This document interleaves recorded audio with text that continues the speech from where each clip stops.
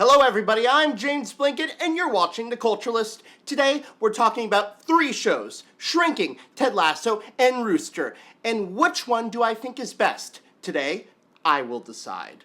But first, what do these shows have in common? This man, Bill Lawrence, well, he co-created them, but he is a thread that connects all of them. He also worked on Scrubs and countless other projects. So why am I comparing these shows? Well, I say this in a polite way, they're all the same.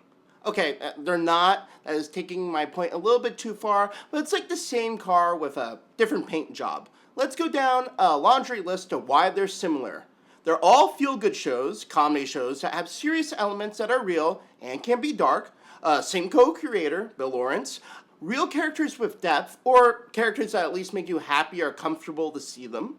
They're streaming shows, the structure is similar, and there's like a learnable lesson in each episode. All 3 of these shows have these things, and so do many other shows. But think about it. Shrinking and Ted Lasso are the same show, but one is about a family, a therapist, and the other is a family in a football club. Family like that. Yes, that is still a basic description, but if you watch both shows, you know that's true. Another thing, each of these shows' first seasons I feel like are amazing. We only have 1 season of Rooster so far, but I was already locked in by the end of the first episode. That show I personally may relate to the most since I went to a college that felt eerily similar to the one in the show. It's laugh out loud funny, or LOL, but you know, it's significant. Saying the difference between laugh out loud and LOL. Ted Lasso Season 2 may be also better than Season 1 if you ask me in many ways. I love the additional bonus episodes that come with it, one being a now modern classic holiday episode, and the other being a parody of After Hours starring Coach Beard. 10 out of 10, no notes. After Hours is one of my favorite movies. But Ted Lasso Season 2 is one of my favorite seasons of a show. It's just so good, well made, and I can watch it multiple times. But here's the thing.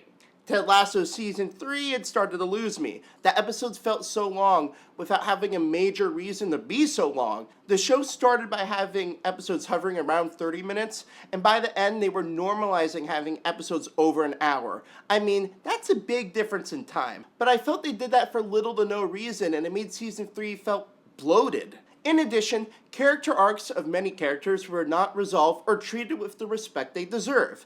Everything to do with Nate, for example. I am not getting into it, and that's not what this video is about. A lot of questions are also left unanswered, especially in the last episode, but I'm not going to get into that because I'm not trying to do too many spoilers, and because there's Season 4 of Ted Lasso coming, and we'll get into that in a second. Also, Bill Lawrence was not the showrunner this season. He left to work on Shrinking, so it was just Jason Sudeikis, the Lasso himself, which I think hurt the show. I love Jason Sudeikis. I'm not trying to give him shit, but him being the showrunner of Season 3 was not that great. I'm sorry. There were still great moments in Season 3, but it hit its prime.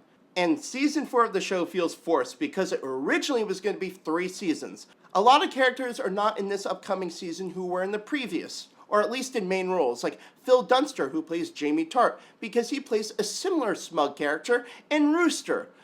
Look at the worlds colliding. Well, not really. They're similar characters, but they're not the same characters. A big difference. Lastly, I think Season 4 of Ted Lasso will be interesting, but I don't think it will have the same flair. Honestly, I wish they just made it a new show altogether, but that's, again, a different topic.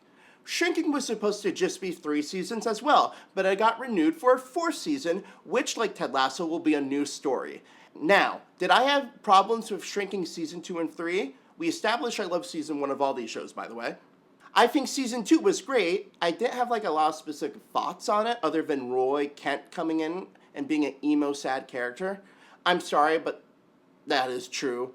Point is, the actor-writer Brett Goldstein wrote and starred in Ted Lasso and Shrinking, which I find fucking amazing and motivational, and is a main producer on Shrinking as well. However, I did feel Season 3 of Shrinking to be uneven, and I did feel the ending of the season that was supposed to be the real ending, and the last episode felt a bit butchered because it's coming back for more. Some episodes felt unevenly written in Season 3, but it still loads better than Ted Lasso Season 3.